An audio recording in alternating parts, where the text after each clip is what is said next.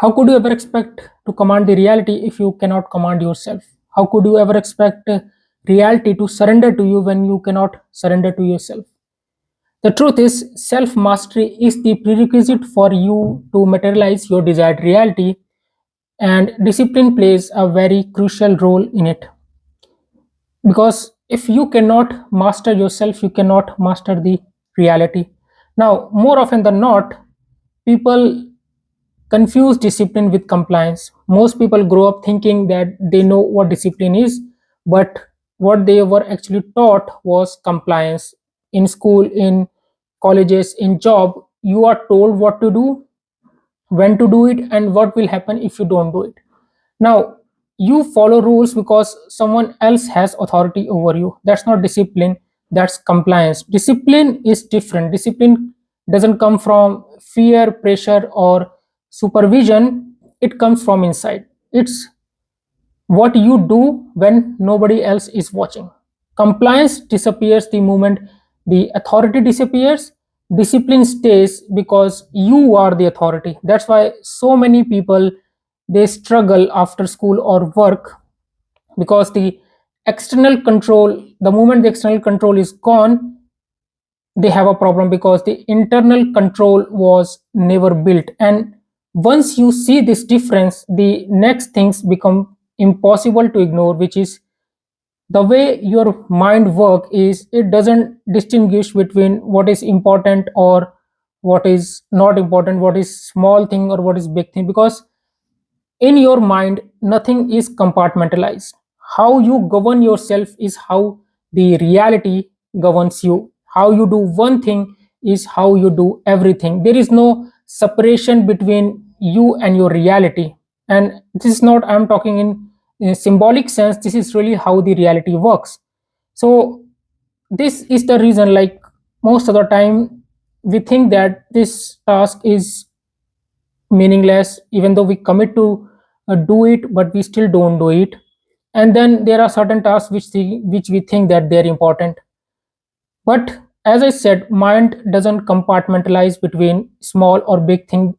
For your mind, every single word, every single commitment has a crucial role. What it really note is, have you followed through your word, or have you not followed through your words? Because your universe will always gonna magnify how you govern yourself and the relationship that you have with yourself. If you mock yourself internally, reality will mock you externally. If you diminish yourself internally, reality will diminish you outside. If you feel that the world is against you, it's because internally you are against yourself.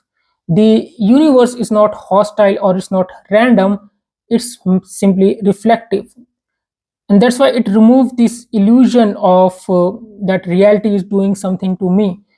Now, as I said, self mastery is the prerequisite for materialization of your desired reality, but oftentimes when we are taught self mastery, the definition is very vague and very difficult to grasp and very difficult to understand. And because the definition is vague, the destination get lost. But self mastery can be simply defined as your ability for you to make your word as law and follow through. Self mastery is the ability to command yourself. And the way you do it is by doing the things that you know you should be doing, and staying away from the things that you know you shouldn't be doing. Right? It is nothing more than a particular level of inner authority or command that you have over yourself, over your mind. Because your mind, it always keeps the score. It does not care, as I said, if the task is important or is it not important. All it care about is, have you kept your word or not, whether you did what you said you would do. That's it. Every time you say something you are gonna do and you don't do it, mind says that your self trust that depletes. Because the self trust is the key for really you have a certain degree of conviction within you. Every time when you say you are going to do a certain things and you do it, now your self trust increase. So self mastery in a nutshell is simply your ability to command yourself. And when you do, what really happens is that your self trust start to increase. Self trust is your relationship with yourself and how much your mind trusts your word. Now what start to happens is that when your self trust continue to increase, you internally alchemize that self trust into conviction. And conviction is not a belief, because a belief oftentimes has the scope of having doubt, but conviction is a level of knowing. Conviction is something that there absolutely no argument, no difference. It's the knowing, it's the absolute truth that you know within yourself. And when you know something, nothing can convince you otherwise. So when it comes down to this whole entirety of reality creation and you getting to your desired reality, conviction is the most important word here.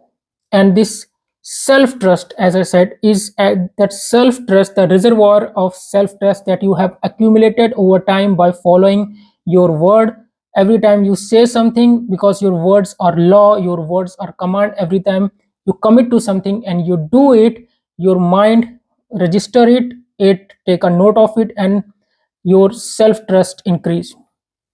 Every time you say this is something I'm going to do and you eventually don't follow through, your self trust deplete.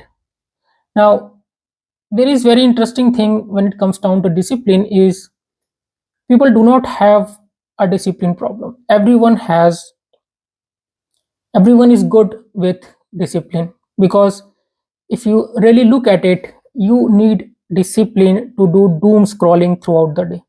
You need discipline to finish season after season on Netflix. All these tasks that you are doing, they require a certain degree of discipline. So discipline is not the issue. The issue is where this discipline is directed, right? What you call unproductive things that you're doing, it's nothing more that discipline directed toward things that doesn't really, move your life. So discipline is not the problem, discipline is not the issue. The issue is that you are missing a certain degree of inner authority. So discipline already exists, authority does not exist. Now if you look below and try to, you have to come to this realization that anytime you react, you are giving authority to the external world, you are giving authority to the reality. For example, you get a notification, now your immediate reaction is to go out and check that.